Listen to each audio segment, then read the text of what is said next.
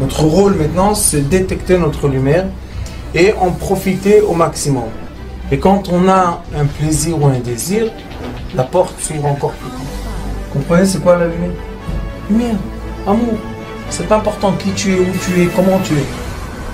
Dieu t'aime.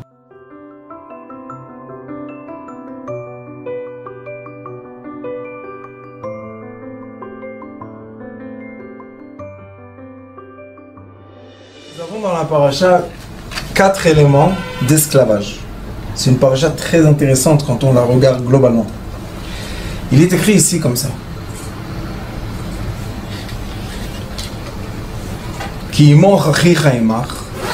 Si ton frère, Chazé Shalom, s'est dévalorisé, il n'a pas d'argent.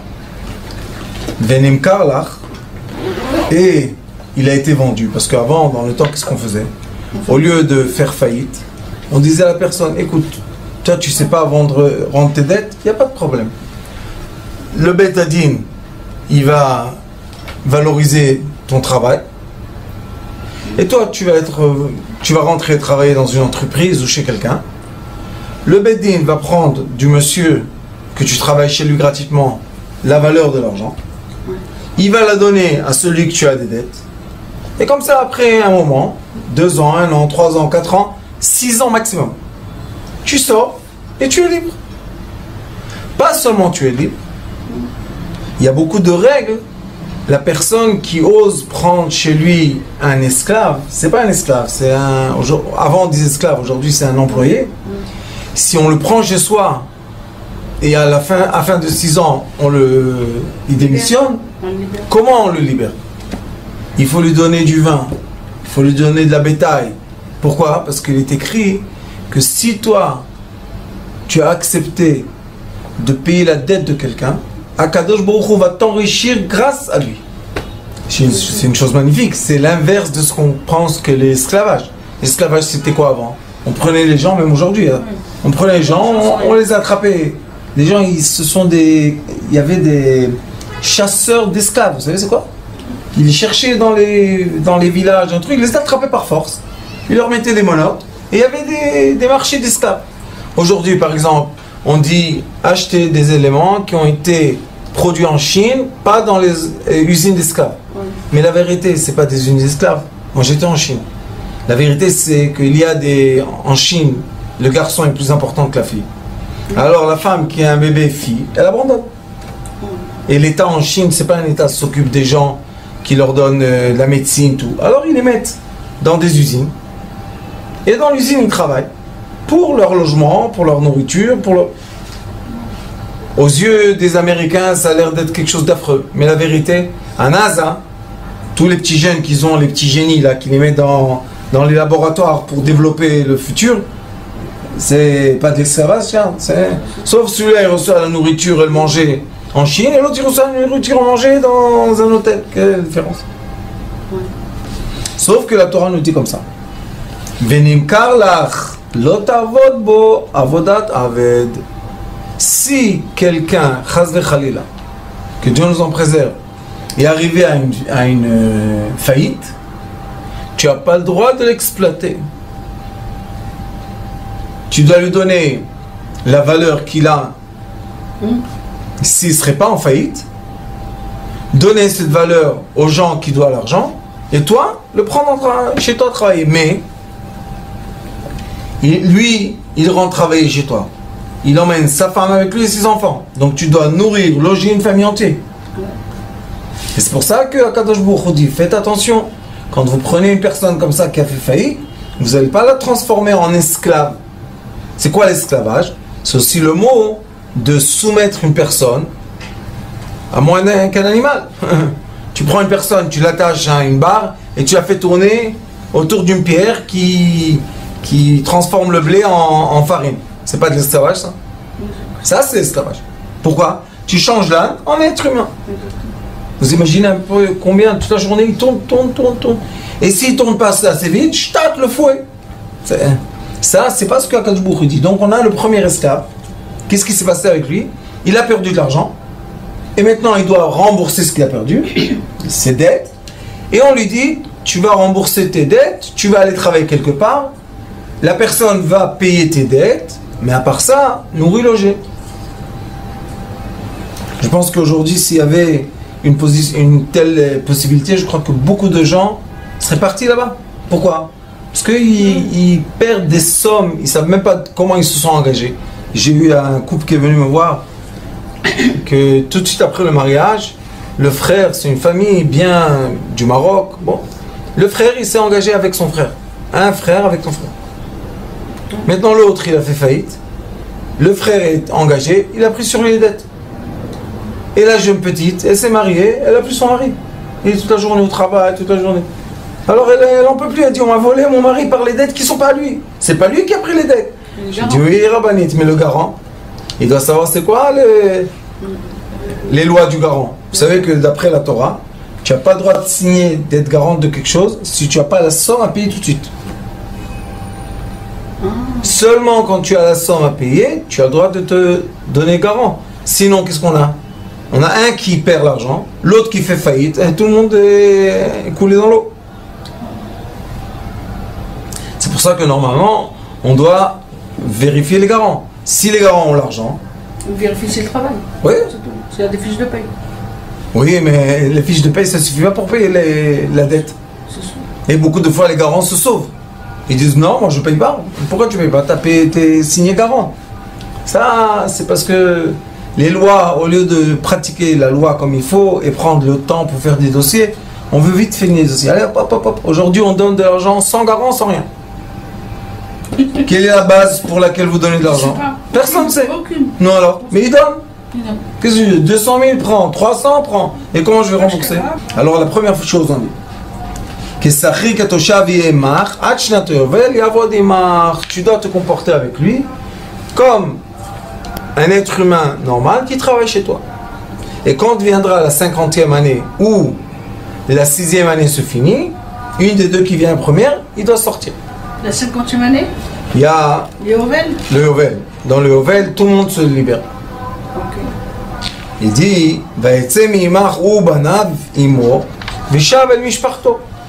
tu dois le faire sortir et il va dans sa famille. Il doit reprendre les terres.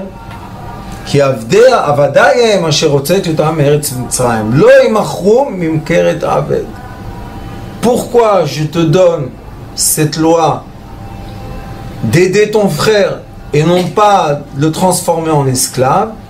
Parce que les êtres sont mes esclaves à moi. Et si toi tu ne te comportes pas avec eux comme si ce sont mes enfants, donc tu veux toi être un maître et faire quoi? Et soumettre les autres. C'est très profond. Quand on étudie la sagesse de l'esclave, c'est très très profond. Pourquoi? Parce que l'être qui aide, en effet, il échange le temps de la personne qui travaille chez lui en dette qu'il prend. Tu n'as pas le droit de le faire travailler des travails forcés.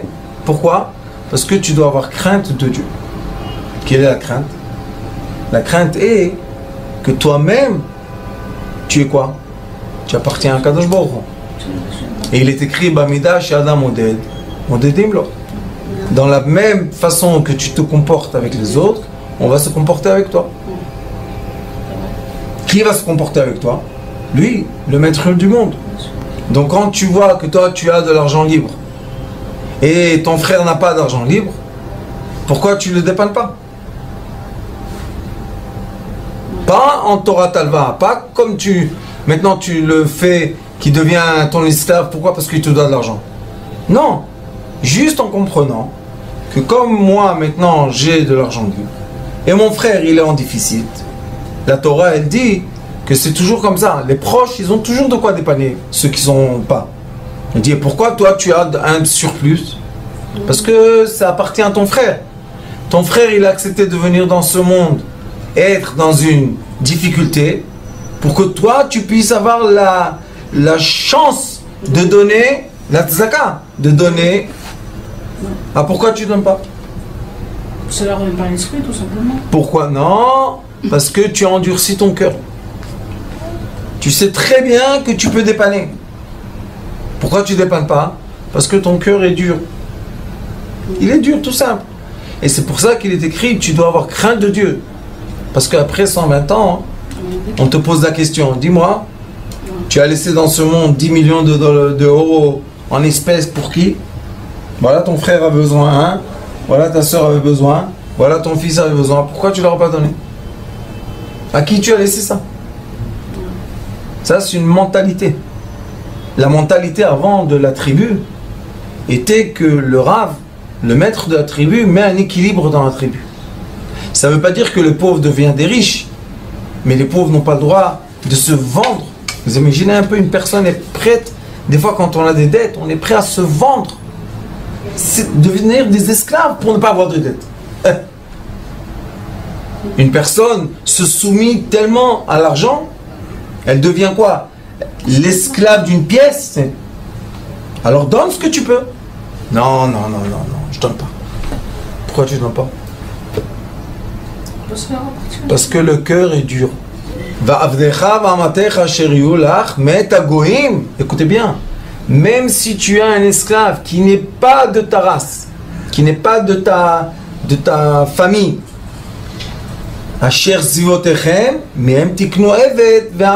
eux aussi, tu dois les dépanner avec de l'argent. Il faut comprendre l'économie juive. L'économie juive ne parle pas seulement du peuple juif. Elle parle de dépanner les gens qui sont en déficit. La banque Rothschild, c'était quoi au début? C'est pour dépanner les gens qui sont en déficit. Et il dit, et même les gens, les résidents qui habitent autour de vous,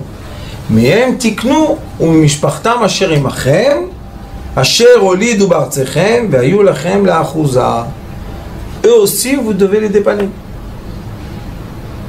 Pourquoi tout ça?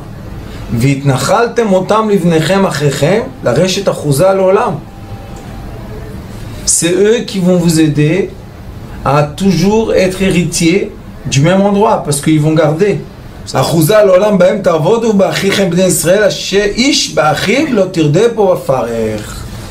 n'as pas le droit de te comporter avec une personne. Bafarer, ça veut dire que tu vas le faire esclave physiquement et spirituellement comme c'était en Égypte. Pourquoi? Parce que toi-même tu étais esclave en Égypte et tu as perdu ta personnalité, tu as perdu toutes tes valeurs, tu es tombé dans les 49 attributs d'impureté. Pourquoi? Parce qu'on t'a fait esclave. Bafarer, c'est quoi farer? Avec les promesses. Et les gens ils te disent, je te promets sur la tête de je sais pas quoi, tu vas gagner avec moi, donne-moi, engage-toi, vends ta maison. Il y en a qui n'ont pas honte de dire aux autres, vends ta maison pour gagner de l'argent. Et ils savent que personne ne va gagner de l'argent. Qu'est-ce qui fait peur? Celui qui a perdu l'argent ou celui qui a pris l'argent et il pense qu'il va faire du bateau et de l'avion avec cet argent? C'est de l'argent ça? Et ça c'est du vol. Pourquoi c'est du vol? Parce que tu sais que tu es en train de manipuler la personne avec ta parole pour la transformer en esclave. Parce que si elle va perdre tout ce qu'elle a, elle va être esclave. Et dans le monde entier, ils ont vu que ceux qui gagnent à la loterie, des sommes très importantes, après 2 ans deviennent endettés de la somme qu'ils ont gagnée. Imaginez-vous, si j'ai gagné 50 millions de dollars, je vais avoir des dettes de 100 millions de dollars. Double. Pourquoi ils sont comme ça? Qu'est-ce que tu donnes à quelqu'un qui n'a jamais investi de l'argent? Tu lui donnes une somme, boum, 50 millions. Qu'est-ce qu'ils font aujourd'hui? C'est plus comme ça. À tous les anniversaires, ils te donnent une partie de la somme. Ils divisent les sommes. Comme ça, une fois par an, tu reçois 100 000 dollars. 150, ça va. Même si tu perds, l'année prochaine, tu récupères. Mais comme ça, ils ont vu que les gens deviennent esclaves de leur réussite. Et on a tous les commandements, comment se comporter avec l'esclave. Il est écrit qu'on doit, si quelqu'un achète un esclave chez lui à la maison, s'il a un coussin, il doit donner à l'esclave. S'il a une couverture, il doit donner à l'esclave. S'il y a un lit, il doit donner à l'esclave dormir. S'il y a un repas, il doit donner un esclave. Et c'est pour ça qu'il est écrit Kana lo eved, kana lo adon. Celui qui s'est acheté un esclave, s'est acheté un maître. Pourquoi? Parce que la vérité est que quand tu fais rentrer quelqu'un chez toi invité, tu dois le mettre au plus à l'aise possible. Donc vous voyez que la Torah, elle inverse les rôles. Elle dit celui qui était dans le stress, dans la perte, dans l'angoisse, lui, on va le mettre à l'aise. Et celui qui était à l'aise, très à l'aise, et maintenant il a pris un esclave, il va être moins à l'aise de lui. Pourquoi c'est comme ça? Parce que nous avons un commandement de Dieu d'aimer son prochain comme soi-même, et veut dire que si tu vois quelqu'un qui va dans la faillite, pourquoi tu attends qu'il ait la faillite pour l'aider? Aide-le avant. Non, avant, non, on attend de voir. Ça, il va s'arranger, il va s'arranger. Tu vois que les chiffres ne permettent pas de s'arranger. Alors pourquoi tu le laisses tomber?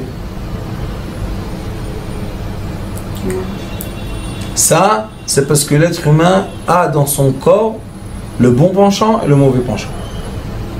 Le bon penchant dit aide ton prochain tout de suite. Tu vois qu'il a un problème de lui. Pourquoi tu le coinces? Le mauvais penchant, qu'est-ce qu'il dit? Attends, il va s'arranger. Pourquoi qu'est-ce qu'il y a? Chaque fois qu'il va pleurer, on va lui donner. Il sera jamais sur ses pieds. Moi, j'ai entendu des histoires et des histoires de gens dire pourquoi ils veulent pas aider leurs frères. Moi, j'ai dit une fois à une famille entière, je leur ai dit, écoutez, au lieu de parler, de venir me voir pour que je vous conseille comment aider, aidez. Non, mais si on va aider, il ne saura jamais qu'il est responsable de ses dettes. J'ai dit, vous voulez changer avec lui?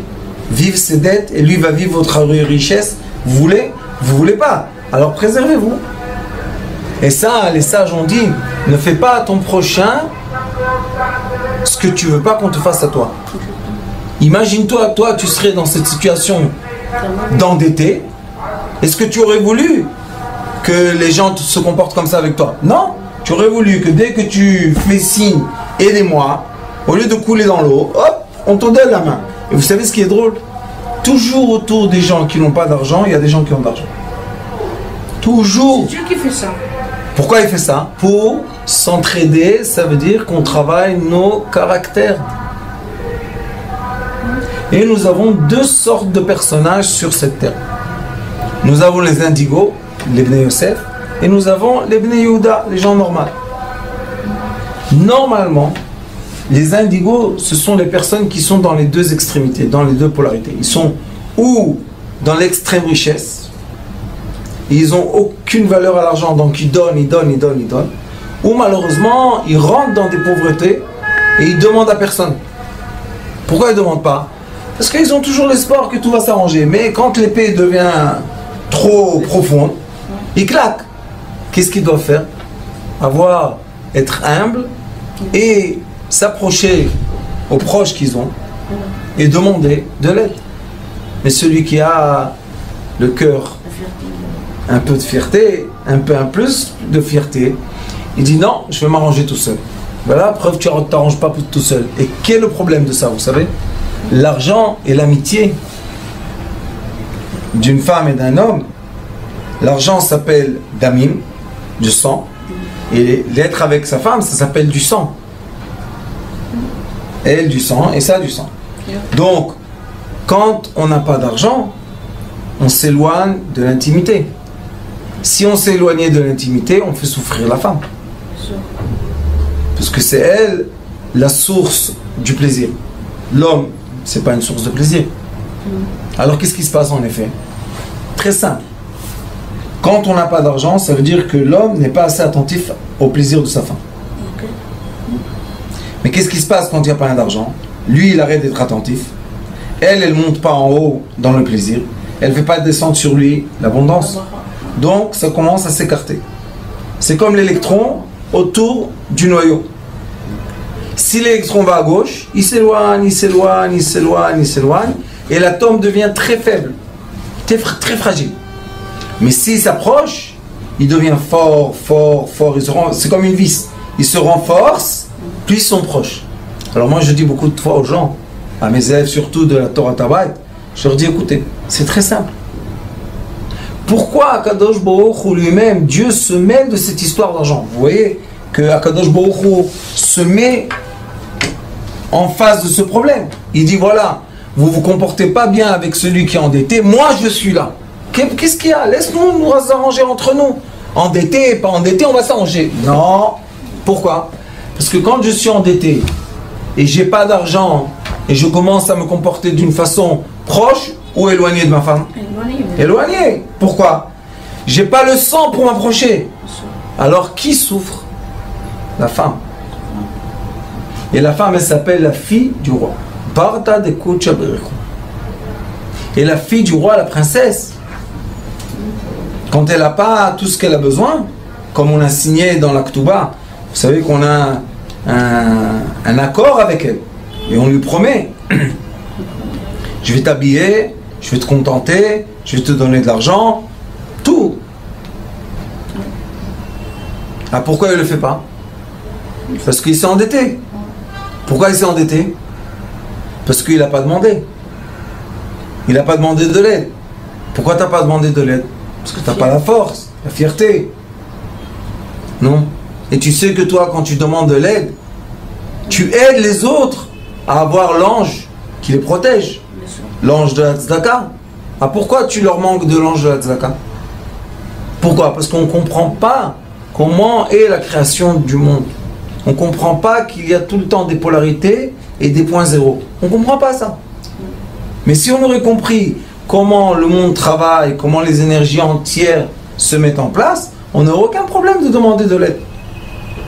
On appelle, on dit excuse-moi, je suis en difficulté, aide-moi. Si la personne elle peut, elle aide. Si elle ne peut pas, on passe à l'autre, à l'autre. Celui qui a la chance d'aider, doit aider. Moi je comprends ça. Bien sûr qu'on comprend ça, parce qu'on connaît tous la situation. Qu'on est très proche de quelqu'un qui a assez pour couvrir tous nos problèmes et on va dormir tout seul. Sauf que tout le travail est approche-toi de ma fille. Approche-toi des êtres. Ne sois pas quelqu'un d'orgueilleux. Et même quand tu aides quelqu'un qui est en difficulté, il ne doit pas ressentir que c'est un esclave. Il doit ressentir que c'est un maître dans sa maison. Comment un maître dans sa maison? C'est moi qui l'ai fait rentrer chez moi. Quoi, maintenant il prend ma place? C'est pas qu'il prend ta place. Donne-lui ta place. Pourquoi? Parce que si tu lui donneras pas ta place, quelqu'un d'autre la prendra. Mais pas de la bonne façon. Et vous savez, beaucoup de fois les gens me disent ah, si on va commencer à donner, tout le monde va s'adresser à nous. Je leur dis, vous avez essayé? Qu'est-ce que vous croyez que c'est la loterie? Tous les jours, on a cette immense mitzvah d'aider son prochain. On n'a pas tous les jours cette mitzvah. Et combien de fois on en a besoin? Combien de fois on est dans des situations qu'on dit, je suis prêt à tout donner, sauve-moi. Tu sauves la personne, qu'est-ce qu'il donne? Il vous donne des excuses. Non, j'ai promis à tel, j'ai promis à l'autre. Non, j'ai dit avant, j'ai dit après. Alors pourquoi tu viens demander de l'aide? C'est une grande question ça. Pourquoi? Parce qu'on a le côté gauche qui s'endurcit tout d'un coup.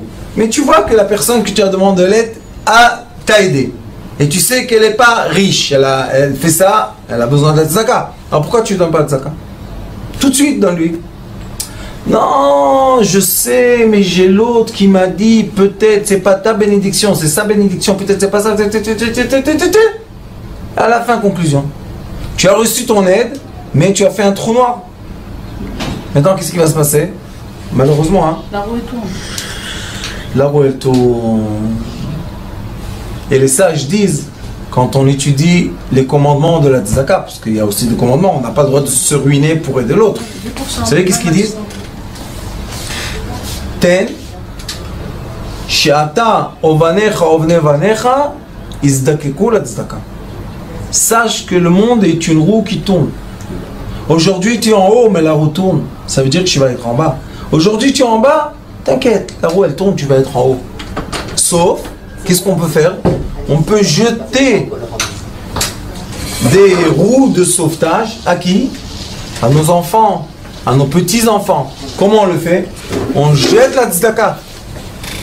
Et elle va tomber sur qui? Sur nos enfants, petits-enfants, arrière-petits-enfants. Ceux qui vont en avoir besoin, on leur a jeté les roues de sauvetage. Mais si on ne jette pas les roues de sauvetage, qu'est-ce qui va se passer avec eux?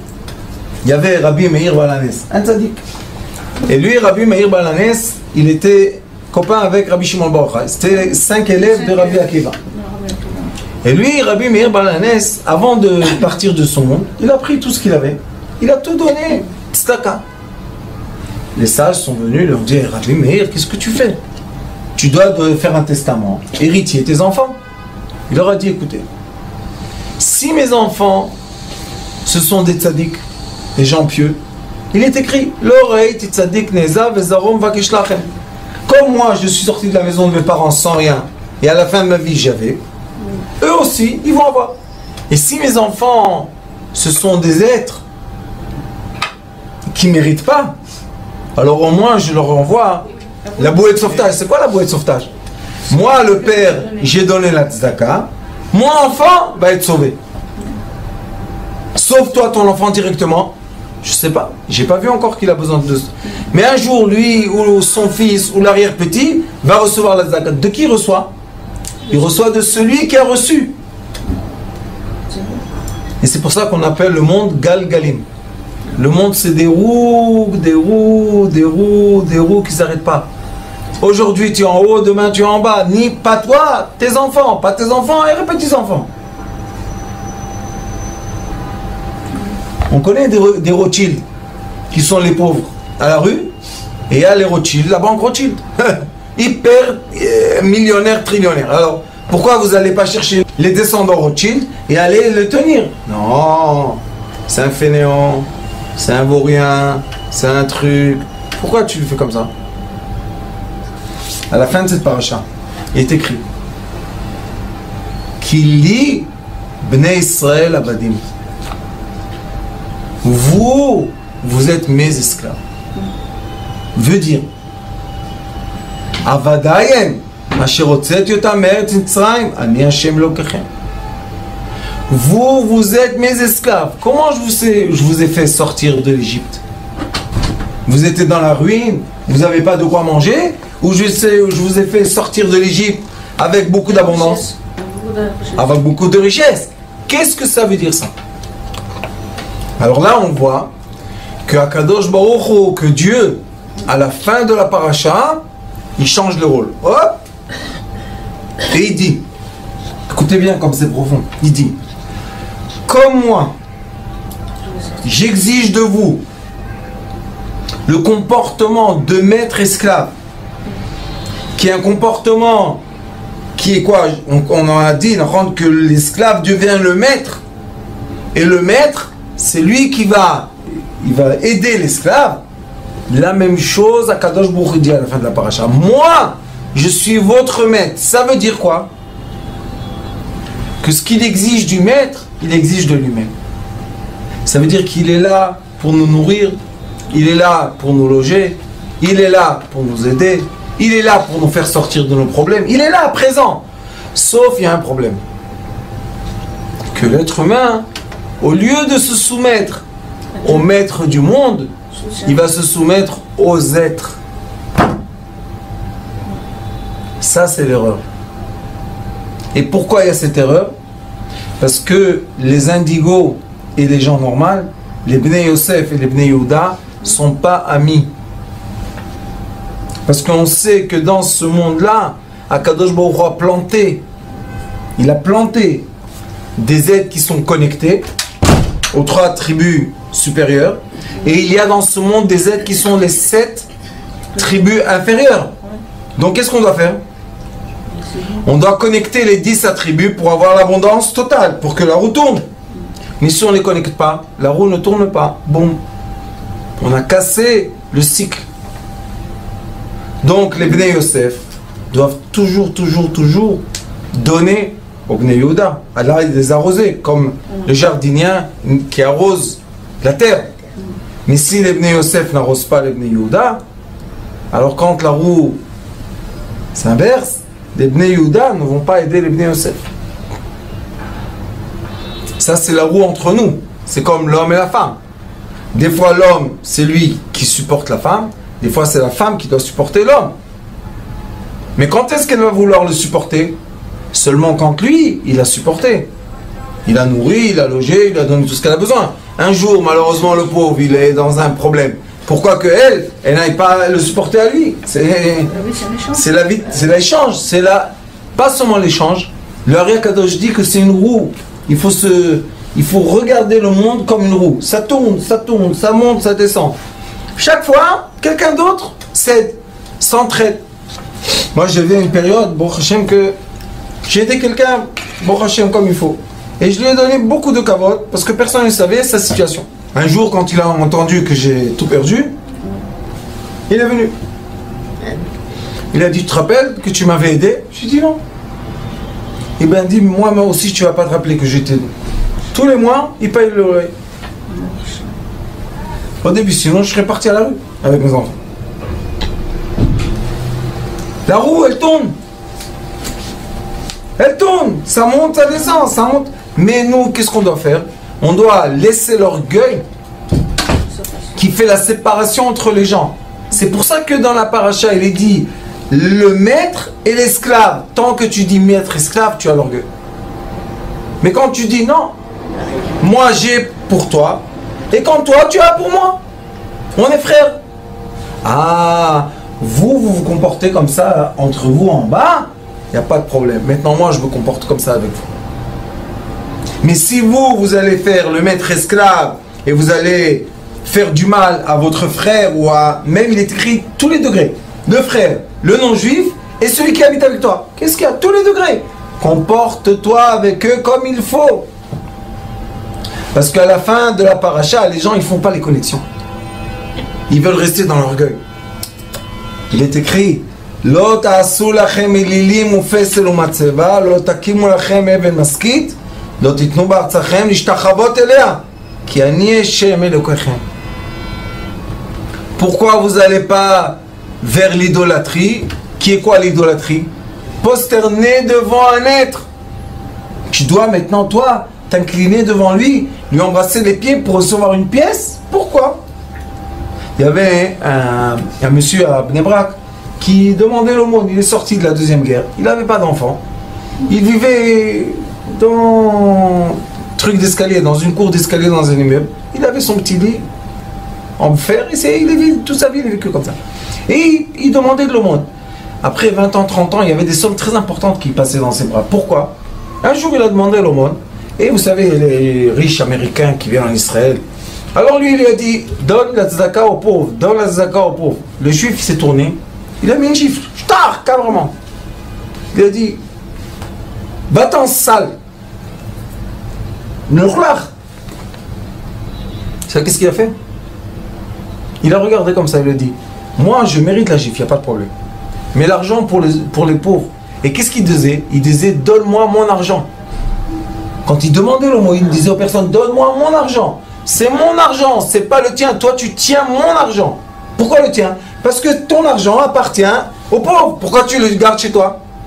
Alors ce riche, il n'a pas réussi à comprendre que l'autre, il n'a même pas bougé la tête. Tu m'as donné une gifle, ah bravo.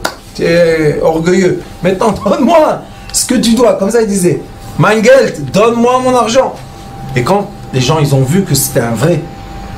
Parce que tout l'argent qu'il prenait, il habitait dans un escalier, il avait besoin.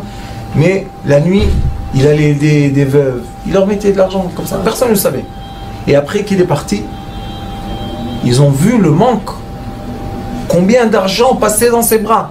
Il gardait rien du tout. Parce qu'il avait besoin de rien. Il avait un lit. Il avait un escalier, un abri. C'est tout. Et après, ils ont fait une association à son nom. Pourquoi? Parce qu'ils ont vu qu'il faut continuer à récolter de l'argent pour toutes ces familles-là qui tenaient. Ça, c'est quelqu'un qui comprend que l'aumône et la charité, c'est pas pour réduire la personne, se moquer d'elle ou la rabaisser. Non, au contraire. Remonte-la. Pourquoi? Parce qu'elle a été créée à l'image divine. Et quand malheureusement on se comporte d'une façon mauvaise avec nos proches, c'est comme si qu'on diminue l'image divine. Et pourquoi on est arrivé à ce degré? Parce qu'on a l'orgueil, on a l'idolâtrie, on veut être supplié pour donner.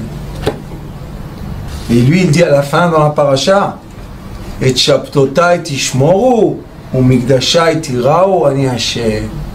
Préservez le Shabbat et faites attention au temple. Les Beit Knesset. Pourquoi c'est comme ça? Parce qu'on dit que le Shabbat, c'est le jour dans la semaine qu'on est connecté au divin. D'accord? Et on dit que tous les 6 jours de la semaine sont nourris par la connexion divine du Shabbat. Maintenant, il y a des gens, qu'est-ce qu'ils disent? Je suis obligé de travailler Shabbat parce que j'ai des dettes. Akadosh Baruch Hu, il dit, n'oubliez pas le Shabbat.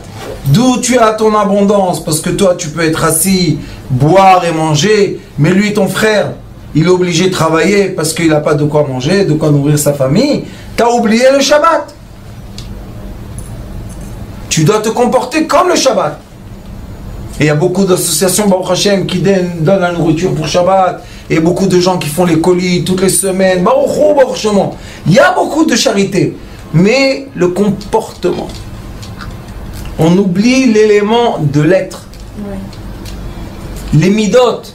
Comment tu donnes le manger? Comment tu donnes les bons?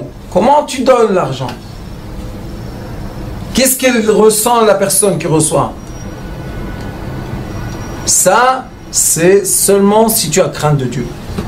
Si tu regardes chaque personne et tu dis c'est l'image divine, est-ce qu'on va jeter un Sefer Torah par terre? Il y avait un monsieur en France qui est venu raconter une histoire à son rabbin et il lui a dit comment quelqu'un, il a joué avec lui avec l'argent, l'autre il a perdu, l'autre il a gagné, Et à la fin de compte, il lui a dit, regarde, celui-là, il vient, ses enfants me demandent de l'argent. Mais qu'est-ce que j'ai à faire avec lui? Moi, j'ai gagné ma partie, lui, il a perdu. Qu'est-ce que je m'en fous de lui? Alors le Rav, il lui a dit, ouvre l'arche des Sefer Torah et emmène-moi un Sefer Torah. Il lui a dit, pourquoi? Il lui a dit, emmène, qu'est-ce que tu veux? Il l'a emmené, il lui a dit, maintenant, étale le rouleau par terre et danse dessus. Il lui a dit, Rav, je vais mourir, je ne vais pas faire ça. Il lui dit, ton proche, c'est pas un Sefer Torah vivant. Tu n'as pas honte de me dire comment lui il a perdu et toi tu as gagné et lui c'est un imbécile, toi tu es intelligent. Regarde maintenant ces enfants, ils ont besoin de manger, ils ont besoin de se marier et toi tu n'aides pas. Il lui dit au moins crache sur le Sefer Torah. Tu dis comment je peux faire ça? Il lui dit le Sefer Torah c'est quoi? C'est une page morte. C'est pas vivant. C'est de la peau. Ça devient vivant seulement quand tu te comportes comme il est écrit dans la Torah. Et c'est pour ça qu'on dit que le tzaddik, c'est un livre de Torah, c'est un rouleau de Torah vivant. Pourquoi? Parce que lui, il vit ce qui est écrit. Alors ici, il est écrit, quand on veut vivre ce qui est écrit, il dit, regardez bien, votre comportement vis-à-vis de votre prochain est le comportement que moi j'ai vis-à-vis de vous. Bamida shada moded, modedim lo. De la même façon que toi tu juges, je te juge. C'est pas moi qui te juge, c'est toi-même qui vas te juger. Et en haut, quand on arrive après 120 ans, il y a beaucoup de gens qui sont très très intéressés, curieux de savoir qu'est-ce qui se passe. C'est très très simple. Le Ari Akadosh explique, même le Zohar, il y a un endroit qui explique qu'on montre à la personne une situation. Il est en haut, il n'y a plus de corps, il n'y a plus de bruit, il n'y a plus... Il est calme. Maintenant, on lui montre en bas une situation. On lui dit, regarde celui-là. Regarde qu'est-ce qu'il fait. Maintenant, on regarde. Comment tu juges la situation? Si tu te dis, ah, il mérite, on enlève le masque, et qu'est-ce qu'on voit? Toi-même. Mais si tu t'es habitué dans ce monde du comportement divin, on va te montrer quelqu'un, qu'est-ce que tu vas dire? Le pauvre, il n'a pas fait exprès, regarde ses problèmes, regarde, laissez-le tranquille, mais il n'a rien fait. On te dit, attends, hop, on enlève le masque, tu te juges toi-même. Ça, c'est le secret de la réincarnation.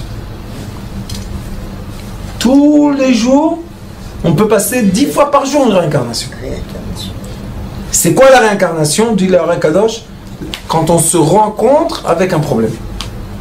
La rencontre de la personne avec un problème, maintenant, qu'est-ce qui sort de toi? Comment tu juges ton problème? Si tu as mal jugé, tu t'es mal jugé. Si tu as positivé, tu as positivé. Et c'est pour ça qu'il est écrit dans la prière, Ben bagilgul azeh, ben bilgilgul acher. Je veux corriger mes actions dans cette réincarnation et d'autres réincarnations. Comment on dit à une personne qui vit une vie, plusieurs réincarnations? Mais bien sûr, le Rékadoshi dit c'est quoi la réincarnation? C'est comment je me comporte vis-à-vis d'une situation. Et la Torah, elle nous donne toutes les situations qu'on va confronter et elle nous dit regarde, comporte-toi comme ça avec l'esclave parce qu'il a besoin, donne-lui. Non, j'ai besoin, je vais perdre. Vous savez, il n'y a pas longtemps, une dame, elle était avec quelqu'un, et pas mariage. Et mon Rav, c'est Chona Vracha, il m'a béni de faire beaucoup de couples. Le peuple d'Israël a besoin, le monde a besoin. Et chaque fois, j'achetais un diamant, je dis à ma femme, voilà, prends un diamant. Elle me dit, qu'est-ce que j'ai besoin de ces diamants-là? J'ai dit, le Rav, il a dit que les diamants, ça fait la femme jolie vis-à-vis de l'homme. Alors, top.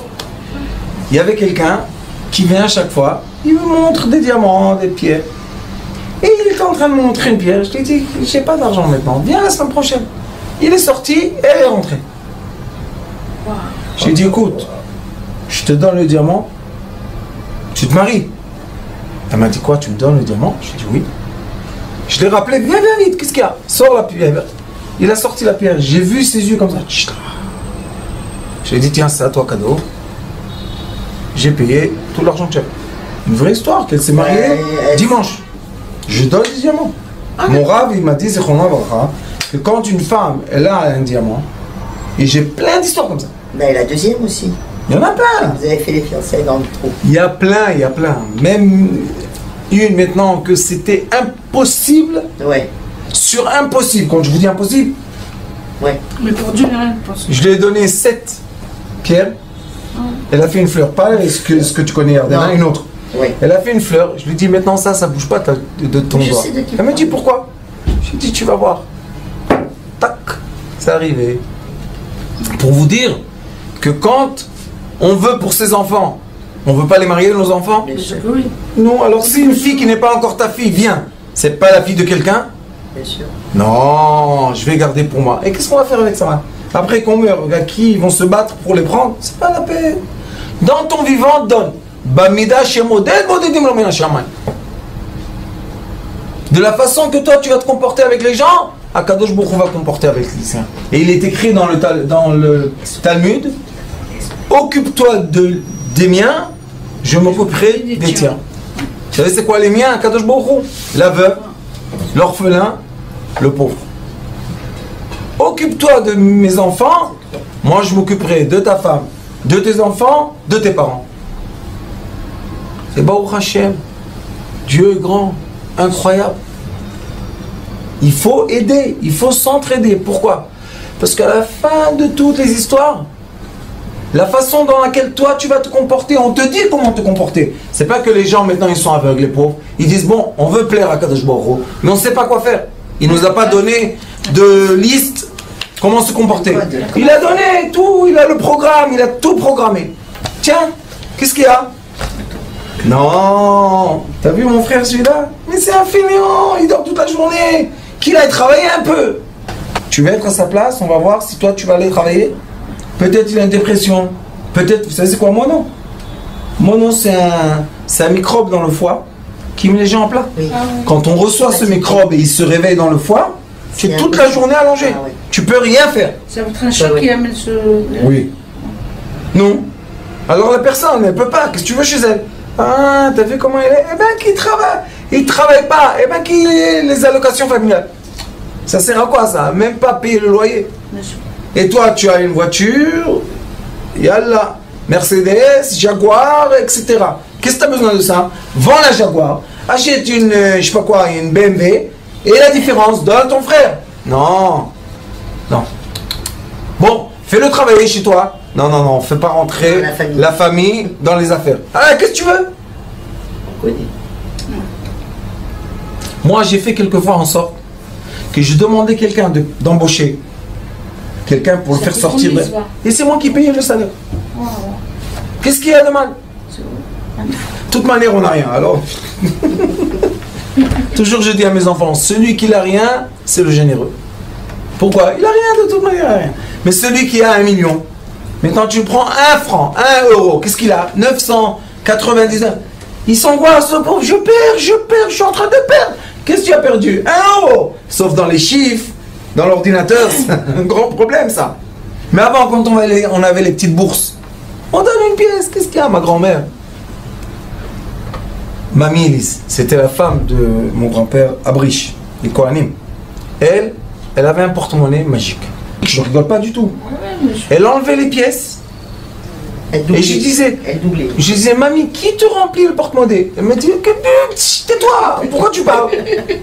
J'ai dit, mais c'est pas possible de faire sortir les pièces sans arrêt. Bouche cousue, c'était les paroles de ma grand-mère. Bouche cousue, tu te tais. Alors un jour, je lui ai dit, mamie, explique-moi. Elle avait une casserole de riz comme ça. Elle faisait dedans le riz jaune. On venait, nous, la famille, l'autre, et les enfants, ils aimaient le riz jaune. Viens mon fils, tu veux une assiette? Prends. Tu veux. Bon, combien d'assiettes? Tant que tu en veux. Vous savez pourquoi? Parce qu'elle s'est mariée avec une bourse. Vous savez, avant, on donnait la bourse. Elle a donné la bourse, son frère a donné la bourse à son mari. Elle a accepté de renoncer à la bourse pour que son mari, mon grand-père, marie sa sœur. Waouh, c'est beau.